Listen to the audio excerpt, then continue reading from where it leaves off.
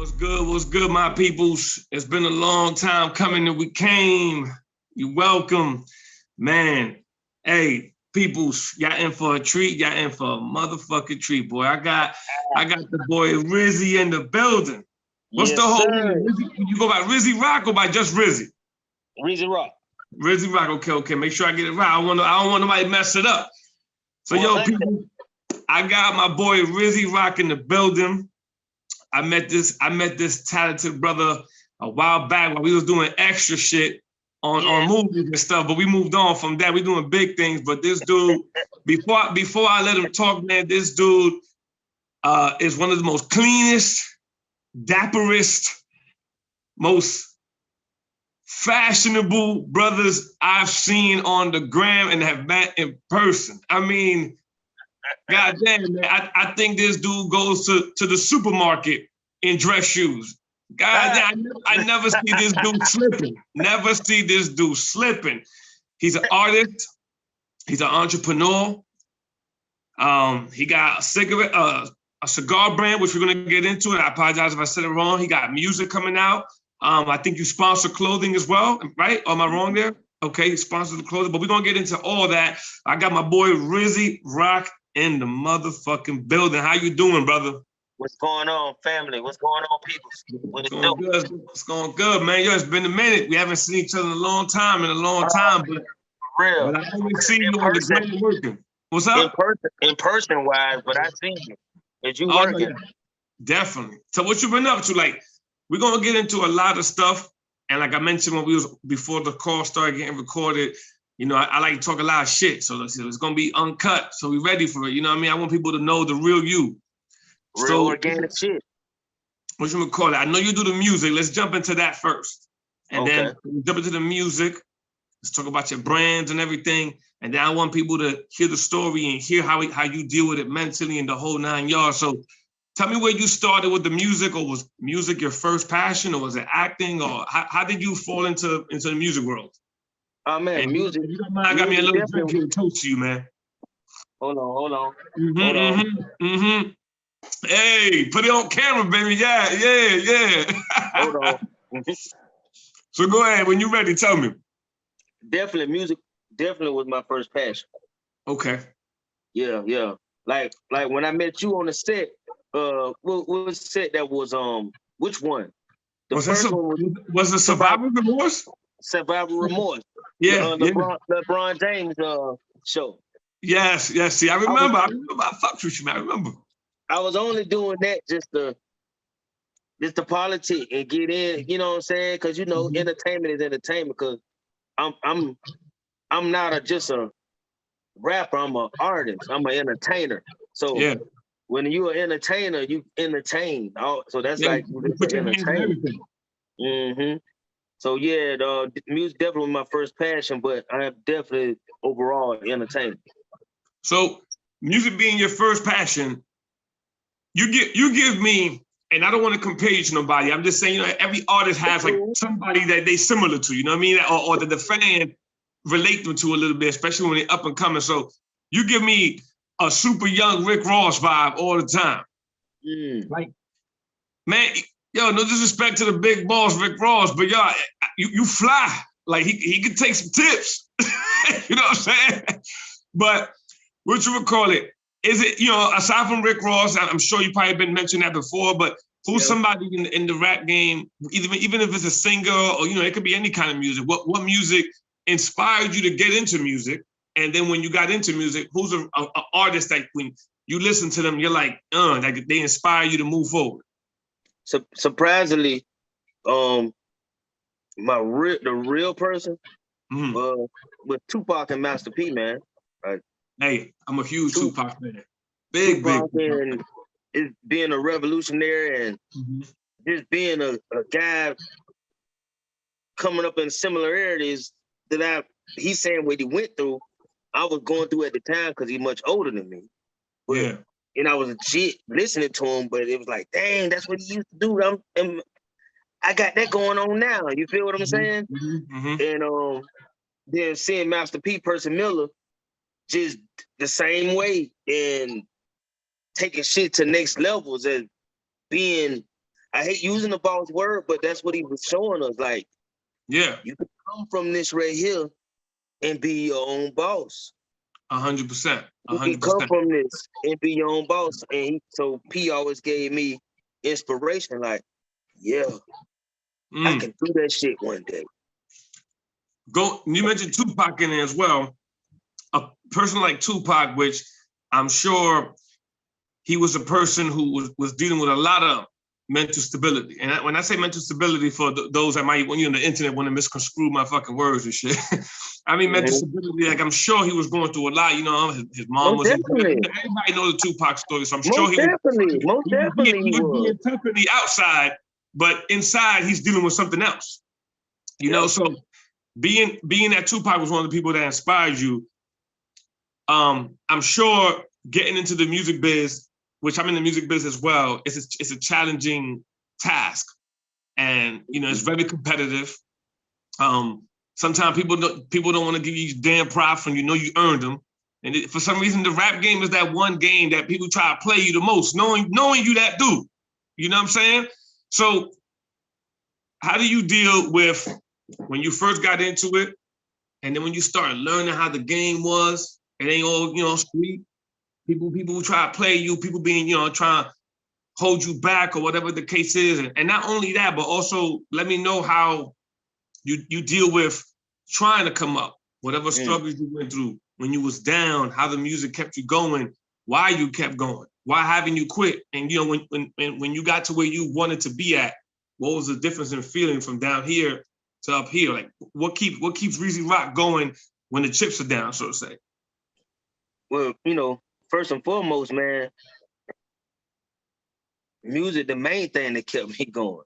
Like, coming, basically, like, going through different shit, coming up in a household, and my father was had to do federal had to be in the federal penitentiary when I was in 2nd grade. Okay. You know, all you knowing is having everything till this one day you got nothing. Yeah. And when they come when they come take it, they take everything. Man, trust me, and I know.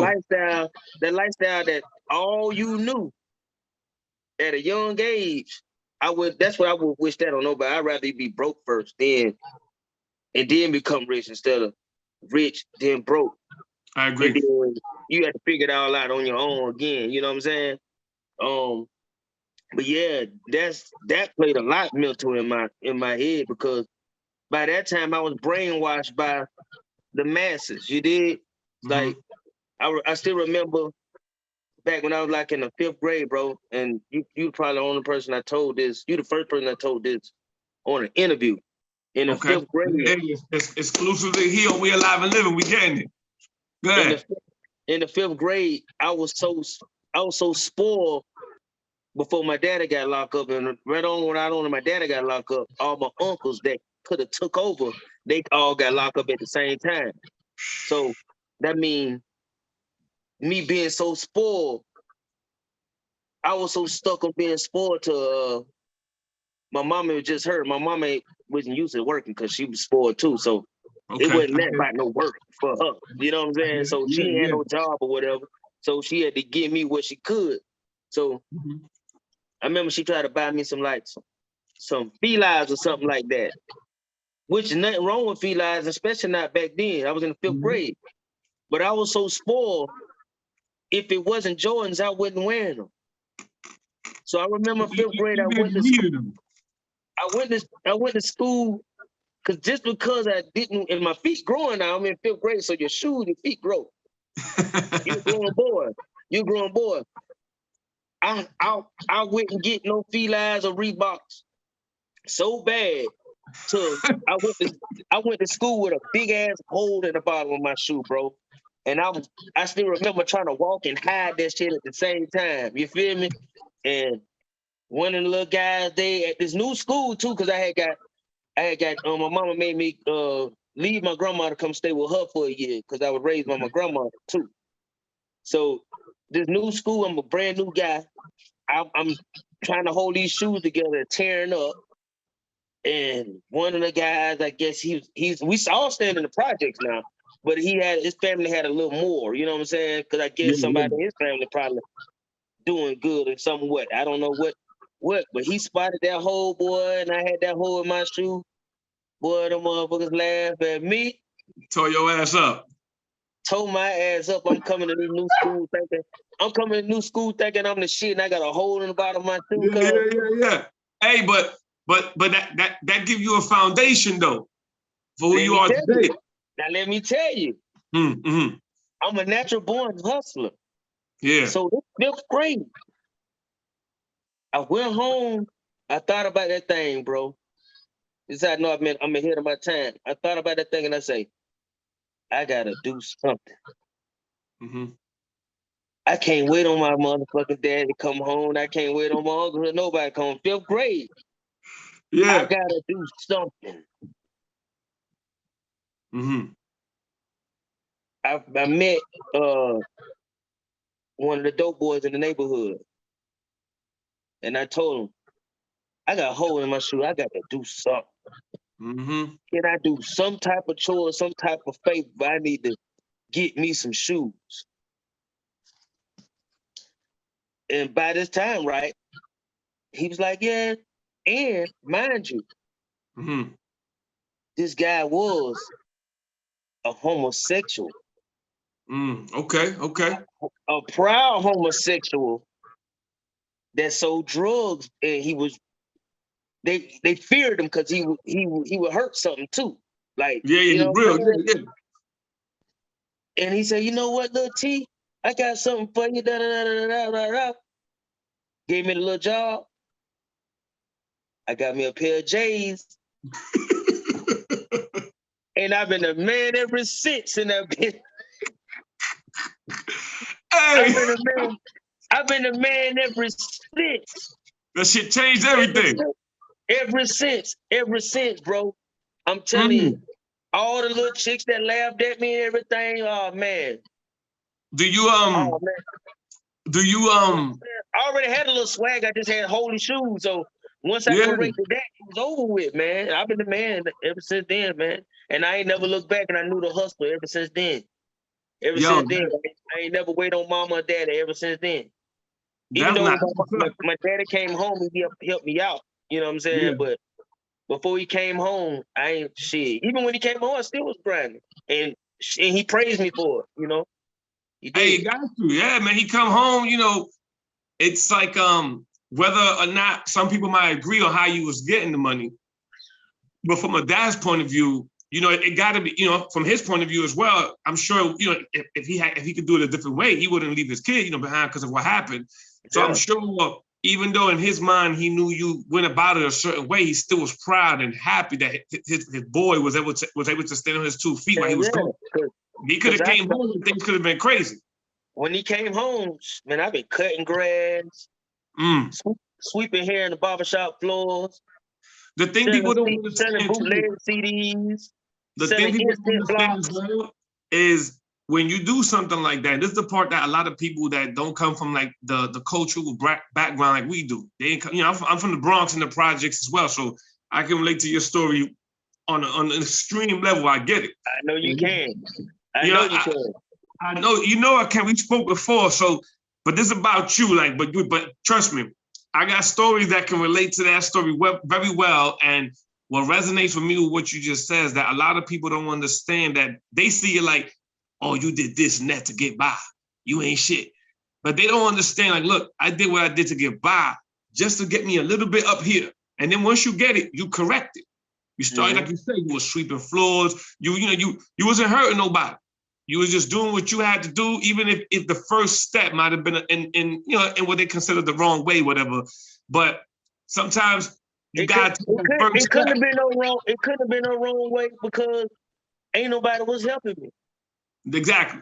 When I say wrong way, I'm just speaking like for the. I know what you're talking about. I know what you're talking about. Yeah. I know exactly what you're talking about. But I want them to hear this. It can't be a wrong. It can't be a wrong way if I'm a 5th grader with a single mom with no brothers and husband all locked up, and even her dad, because my granddad was a hustler. All she knew was them spoiling her. You know what I'm saying? Yeah, exactly. She a hard-working woman now, but back then she didn't know shit about getting no money on her own. And that's why I like, and that's why I like to give people like yourself this platform, because people that see you, they see, I see you shine. But every time I see you, I be laughing, because I be like, not laughing like hee hee ha, but like laughing like, this motherfucker killing me again. Like, I got you.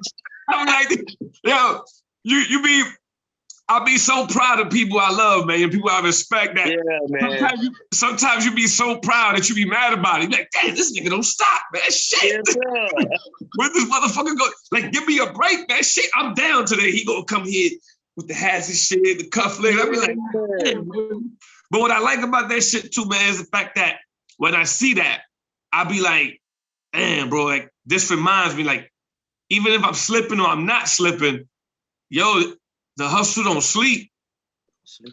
You know what I'm saying? And sometimes so even like a person like myself, I do a lot of stuff, but there's times I see somebody like yourself, I'll be like, dang, he just reminded me I'm not doing it. I'm not going hard enough. You know what I mean? I'll be like, God damn, he gonna be make me feel that way too, bro. I'll be like, I gotta turn up. Yeah. I gotta turn up. Switching gears for a sec.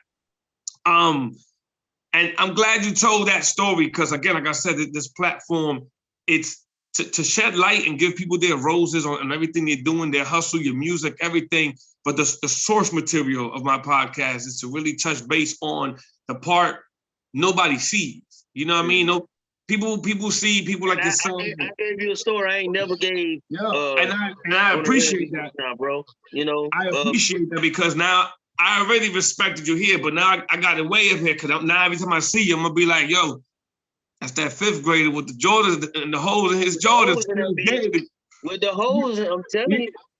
You might need to either find them Jordans or just get a pair of old Jordans and put them in the hole.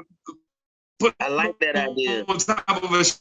But right. Let me ask you this: music-wise, I'm sure you put a lot of your music is real on the dapper side, and I know you got like street music here and there. I know a lot of it refers to that charisma. You got a lot of charisma, a lot of style, a lot of charm in your music, which I like a lot, because it's a different pace.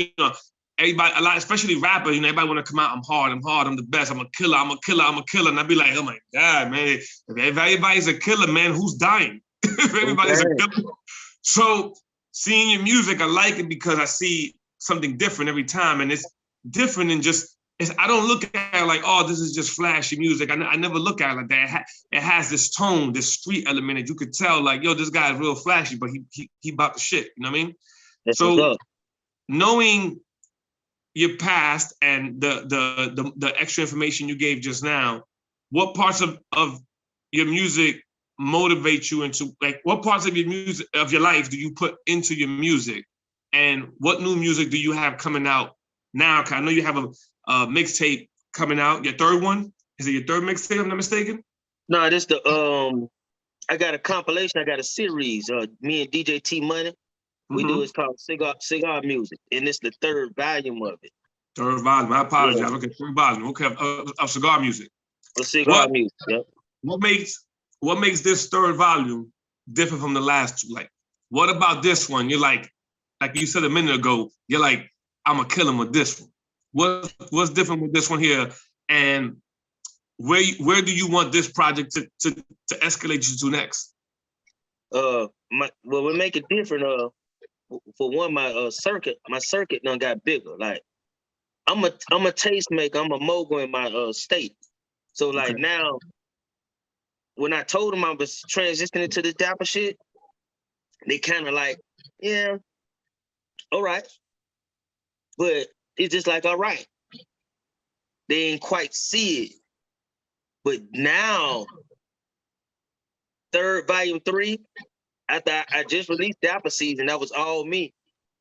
Now they see, like, yeah, this Dapper genre shit, this shit is real. Okay. This nigga really doing this shit. Like, basically what you said not too long ago. Like, damn, he really doing that shit. So now that my circuit is bigger, now that my circuit is bigger and my reach is longer, everything I do from now on gonna always outdo the next thing, the last thing I did. I'm gonna always outdo the last. That's being like the last me is always my competition. Like I don't really try to like focus on saying that nigga my competition, that person my competition. No, my last thing I did is my competition. I gotta beat myself from the last time. Okay. I go at that pace. Like I ain't in a race with nobody else. I'm on my own marathon. If just because he started after me and he might reach $1 million before me, God said it was his turn to make that million. It wasn't my turn to make $1 million yet. You know what I'm saying? So long as I got $1 million in my heart, I can't lose. I feel you on that. With speaking of cigar, and let me see something. What is it saying here? Okay. Speaking of cigar music, you have a cigar brand, don't you? Or remember we spoke about that briefly, and you said you're switching it up, or you still have that same one? I was I had an endorsement deal with Al Capone Cigarillos. Okay. Now you hear that? You man got this. I gotta go harder, man. This man embarrassing me. No, man, no, it ain't. Boy, you doing your thing, boy. Well, I see all the shit you doing, bro. Cut it out. We got to find time to do something together too. But you call it. So about you said you was with Al Capone. Yeah, they still family, you know. Like if I bring on like a little young bull or somebody that want to tap into the cigar connoisseur area, they'll take my word for it and rock with the person. But me, you know, cigarillos, I don't really smoke those no more. So I didn't feel like I can represent the brand like that well. You know what I'm saying? It's bigger than about just a couple of dollars. If I want to represent it well and I want it to be authentic, I want it to be organic. I'm not gonna they're just like, I'm a vegan. So if somebody give me $10,000 to fake like I eat cheeseburger, I wouldn't do it. I get it. You ain't gonna advertise Coke and get caught drinking Pepsi. Yeah, exactly. Because that means I would have to fake eat meat a lot, and then I'll fuck around and breach my contract somehow, and I'll pay for it in the long run. Because I'm like, damn, I ain't never seen him eat that burger at Burger King, but he say he got this with burger. I thought he was a vegan, so how he gonna eat Burger King? You know? That's funny as hell. So are you going with a new cigar company? Or are you looking for one? Yeah, no, I'm talking to two that I can't exclude right now, but I'm talking to two right now. True cigars? Like cigar? Two cigar brands that basically is juggling, like they both got their eye like, who gonna pitch the right number? You know what I'm saying? They waiting on me to get my numbers up. Like, you know how to do. You gotta find yourself a hat deal, man, because you be rocking the fly hat all the time. Man, hey man, I'm working on that. I'm working on that, man. They being stingy right now. They all being stingy right now, man. For sure. They all being stingy right now, man. Keith, David, Keith, y'all boys get at me, goddamn. There you go. Get at the man. Get at me, bro. Reezie Roc, man. I got on one of my Keith Davids right now, bro. What you playing for? What you playing for? Big Dapper got you. You ain't never got enough money. I don't care how much numbers you doing. You can always get more. So let me help you make more. Always. Before I let you go here, let me ask you this last thing here. Should we call it? Damn, I had that question on the tip of my tongue. I don't have it written down. This one came as we was talking. Oh yeah, I'm sorry. So being a young entrepreneur, music, cigar companies, and I'm sure you got other ventures as well. You know, I'm sure you do acting and things like that as well, which when I got the next project coming, man, I need you to get you in something as well, most deaf. And definitely get some of the music in there. Wasn't a piece of advice before I let you go? What's a piece of advice you would give, whether it's a young cat coming up or an older cat doing this thing, just anybody that has a passion that they believe in, but the chips are down? like they keep getting knocked down. People keep doubting them. People keep shitting on them. What advice could you give that person mentally on how to not lose focus? Man, like I said earlier, you gotta run your own marathon. Yeah, so when they put a pothole right there, jump over that shit. And before you feel like, man, I don't want to jump and bust my ass, take a deep breath and go for it. Like, you can't just, don't dwell on that shit too long. Like, I'm the type of person, and I done been here. Yeah. I done been here. I done had $100. And I had to get some CD pressed up. Only had $100 in my pocket, maybe $105. I know I needed those CDs. What you think I did with that last $100? CDs. I bought them CDs. And I used that $5 to get to the mall and sold those CDs. And I paid my fucking rent. How much you selling CD for? 10 a pop? No, $5. Okay. And I was cutting deals with niggas too. If they bought two, I sell them $3 each. So you'll get 2 for $6. Yeah, but a lot of people won't do that. A lot of people don't understand that the talent by itself won't carry you sometimes. Sometimes you gotta take the talent and you gotta give it to these motherfuckers. Sometimes you gotta take the talent and I want to say give it this to to young guys. I want to say this to young guys too. Yeah. Listen, to any young guy listen to me, or any older guy that still ain't quite developed up there with it. Listen, bro, if you ain't got the change, don't worry about it. And don't think that you that good to, I'm this good, they gonna pay. No. You gotta sell yourself. You are a product. You gotta make it work. Whatever you're doing is a product. So every product that comes out need marketing and promotion. So you have to market your product and promote your product in order to let these people know that you got the best product. Until you get to the top, you're your own marketer, you're your own A&R, your own producer, director, you everything. And that's the part people don't get. People don't get creating the product. Like, for example, if you want to be an artist, creating that mixtape, that CD or whatever it is, that's the easy part. It's the easy part. That's the easy part. It's even though it takes talent, it's still the easy part. It's the easy part. Getting it done, getting the package done is the easy part. Now it's when your hustle is going to help that easy part, that package, pay off.